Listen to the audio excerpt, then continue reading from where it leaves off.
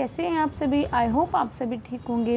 देखिए आज की जो हमारी वीडियो एमए सेकेंड ईयर वाले स्टूडेंट्स के लिए जो पॉलिटिकल साइंस ऑनर्स सिग्नेचर कर रहे हैं, आज हमारी बुक का नाम है MPSE6। इसमें मैं आपको इम्पॉर्टेंट क्वेश्चंस कराऊंगी, तो उसी का ये फर्स्ट पार्ट है। मैं इसका सेकंड पार्ट भी लाऊंगी अगर उसमें कुछ क्वेश्चन इसमें छूट जाएंगे तो। और देखिए मैं इसमें आज आपको जो इम्पॉर्टेंट क्वेश्चन कराऊंगी, अगर वो आपको अच्छे लगे तो लाइक शेयर सब्सक्राइब ज़रूर करना। और आज हमारी वीडियो का फर्स्ट क्वेश्चन है, अस्त्र नियंत्रण और निशस्त्रीकरण की धारणाओं में महत्वपूर्ण अंतर बताना है। इसमें बताना है कि अस्त्र नियंत्रण क्या होता है, निशस्त्रीकरण क्या होता है, उसमें अंतर। तो देखिए अस्त्र नियंत्रण जो होता है, इसके आपको नाम से पता चलेगा, अस्त्रों पे नियंत्रण, कि जो हमारे परमाणु होते हैं, जो ये होते हैं शस्त्रों की होड़ होती है, इस पे नियंत्रण करना। और निशस्त्रीकरण मतलब होते हैं कि पूर्ण रूप से ख़त्म कर देना, कि जो हमारे शस्त्र हैं उसको पूर्ण रूप से ख़त्म कर देना। तो यही इसमें अंतर भी है। तो देखिए क्या बता रहे हैं कि जो निशस्त्रीकरण है उसके मतानुसार कि जो आपके शस्त्र हैं वो क्या करते हैं, आपके देश में संघर्ष की उत्पन्न करते हैं, कि संघर्ष का ये मुख्य कारण होता है जो शस्त्र होते हैं, है ना। और आगे क्या बता रहे हैं कि अस्त्र नियंत्रण जो होता है उसमें क्या होता है कि संघर्ष जो होता है वो तो मतलब होता ही है, पर इससे हम अपने राज्यों की सेफ्टी भी रखते हैं। परंतु अस्त्र जो शस्त्र होते हैं उससे देशों के बीच में संघर्ष होता है, राष्ट्रों के बीच में संघर्ष होता है, राज्यों के बीच में संघर्ष होता है, ये सब चीज़ें हैं। तो इसमें बस यही है कि अस्त्र नियंत्रण जो है वो बहुत इंपॉर्टेंट है, क्योंकि अस्त्रों को सीमित करते हैं और जो आपके अस्त्रों की होड़ होते हैं उसको सीमित करते हैं, जिससे कि आपके युद्ध नहीं होते, ये सब।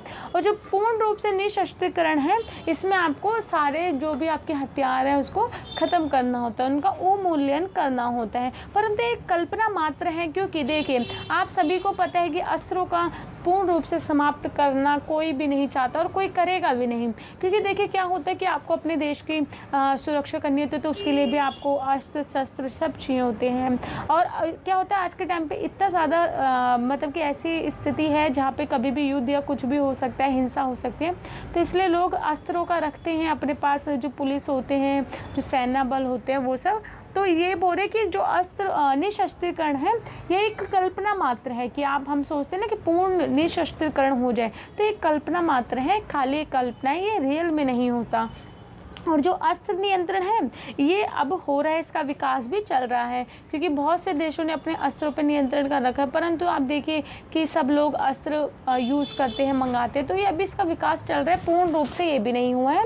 तो हमारा क्वेश्चन यही समाप्त होता है। हम अपना नेक्स्ट क्वेश्चन देखते हैं। आई होप आपके समझ आए, बाकी मैं पोस्ट कर दूँगी, आप पढ़ लेना। नेक्स्ट क्वेश्चन है, संघर्ष समाधान के लिए नागरिक समाज की भूमिका बतानी है, कि जो आपका संघर्ष समाज होता है उसमें नागरिक समाज की क्या भूमिका है। तो देखिए कि आज के कुछ दशकों में, मतलब कुछ दशकों से ये पता चल रहा है, ये पहचान हुई है कि जो नागरिक समाज है एक संघर्ष समाधान के रूप में, सशक्त शक्ति के रूप में उभरा है, कि जो आपका नागरिक समाज होता है एक संघर्ष का समाधान करने के लिए सशक्त रूप में उभरा, उसकी पहचान की गई है। और ये प्रतीक हो रहा है, मतलब कि प्रतीक से रूप में अपनी पहचान को बना रहा है। और इसमें ये होता है कि जो सामाजिक समाज होता है, नागरिक समाज होता है, वो संघर्ष के समाधान करता है, जो संघर्ष होते हैं उसको ठीक करता है, ना कि उसको बढ़ाता है, ये सब चीज़ें करते हैं।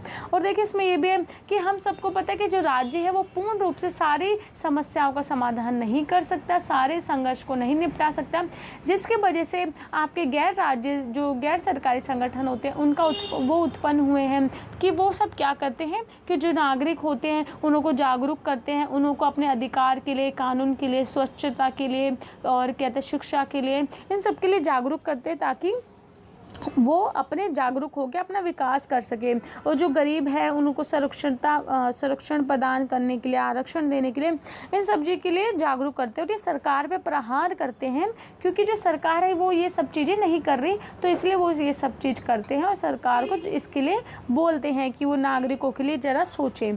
और क्या होता है कि ये अपना लाभ सरकार से तो लेते नहीं है, इनका जो लाभ होता है वो बाहर से ही होता है। आपको पता है ना, जो NGO होते हैं, गैर सरकारी संगठन, उनको बाहर से फंड मिलता मिलता है, जिसके द्वारा वो अपना काम काज ये सब करते हैं और लाभ प्राप्त करते हैं। और देखिए इसमें क्या है कि ये जो होते हैं ये न्याय संगत होते हैं, इनों की जो धनराशि होती है सब बाहर से आती है, तो मैंने आपको बता दिया।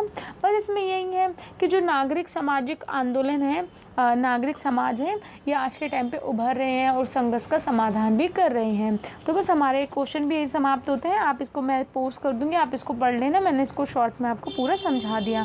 तो चलिए नेक्स्ट क्वेश्चन देखते हैं।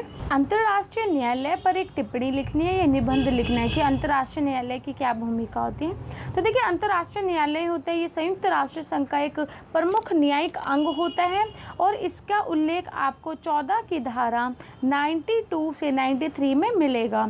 और देखिए इसमें संगठन के बारे में पढ़ते हैं। तो देखिए इसका जो संगठन होता है ये अंतर्राष्ट्रीय न्यायालय में 15 न्यायाधीश होते हैं, उसमें से एक सभापति होता है और एक उपसभापति होता है। अब इसकी योग्यता देखते हैं। तो देखिए योग्यता में ये बता रहे हैं कि जो न्यायाधीश होता है वो एक तो निष्ठा और ईमानदार होना चाहिए, और ये बता रहे हैं कि उसके अंदर कहते हैं सर्वोच्च न्यायालय बनने की सारी योग्यताएं होनी चाहिए, और वह अंतर्राष्ट्रीय विधि के विशेषज्ञ होने चाहिए।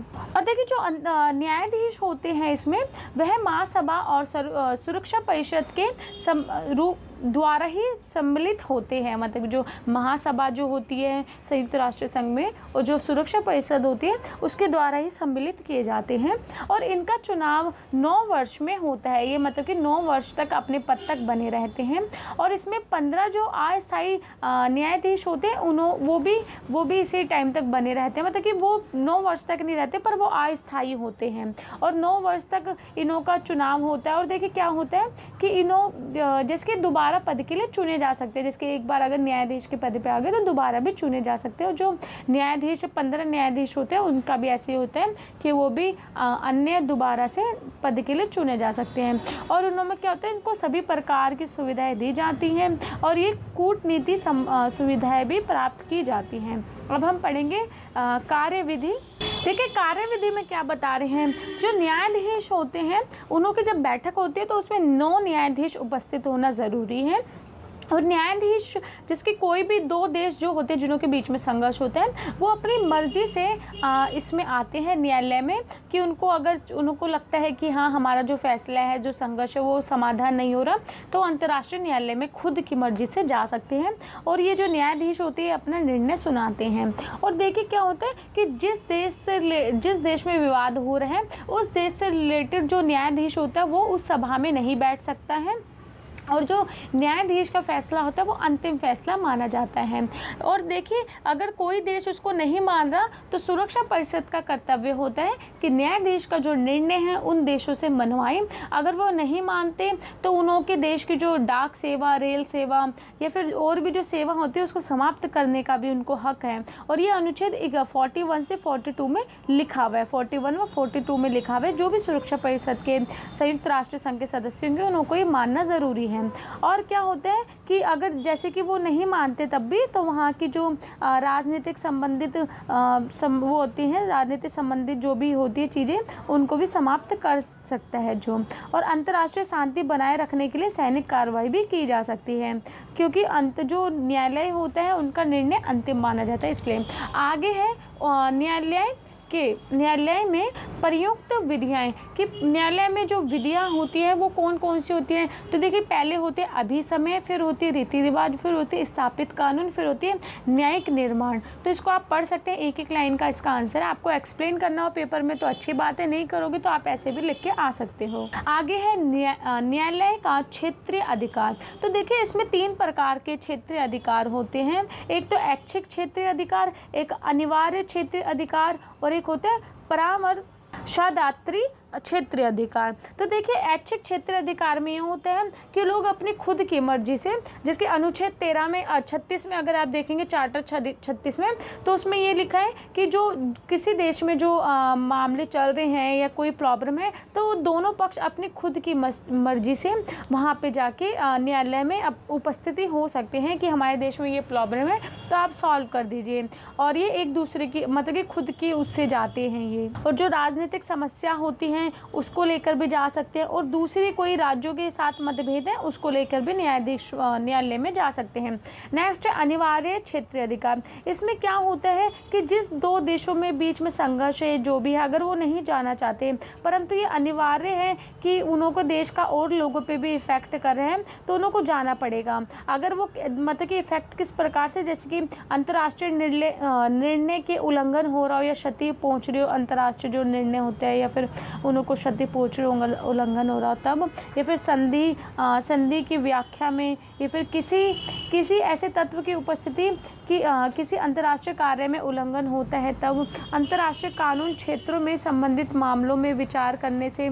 तो ये सब चीज़ें हैं जब वह जा सकते हैं, मतलब अनिवार्य है उन्हों को जाना, कि उन्हों का जो संघर्ष दूसरे देशों पे भी पड़ रहा है या फिर खुद से भी तो जा सकते हैं, परंतु अगर कुछ ज़्यादा प्रॉब्लम है तो उन्हों को जाना पड़ता है।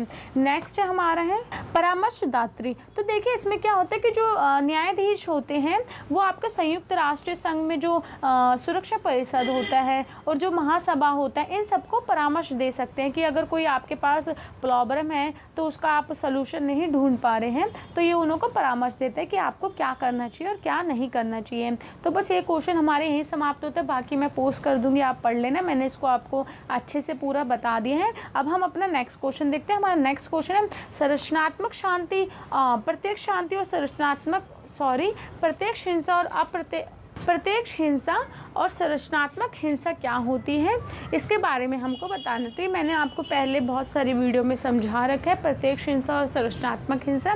देखिए प्रत्यक्ष हिंसा में क्या होता है कि फिजिकल रूप से हम किसी के साथ मार पिटाई करते हैं, हिंसा करते हैं, वो प्रत्यक्ष रूप से होती है जिसमें हम किसी को चोट लगा देते हैं, किसी को हिंसा जिसमें फिजिकली जो हमको दिख सकती है वो प्रत्यक्ष हिंसा है। परंतु संरचनात्मक हिंसा क्या होती है जिसमें हमको दिख नहीं सकती वो हिंसा, जिसमें कि लोगों के साथ शोषण किया जाता है, दमन किया जाता है, ये संरचनात्मक हिंसा के अंदर आती है, जो दिखती भी नहीं है और ये मनोवैज्ञानिक तौर से होती है, क्योंकि इसमें क्या होता है कि लोगों के साथ असमानताएं, भेदभाव, ये सब चीज़ें होती हैं। तो मैंने आपको शॉर्ट में बता दिया और पूरा यही इसमें लिखा है, तो आप इसको पढ़ लेना, मैं आपको पोस्ट कर दूंगी।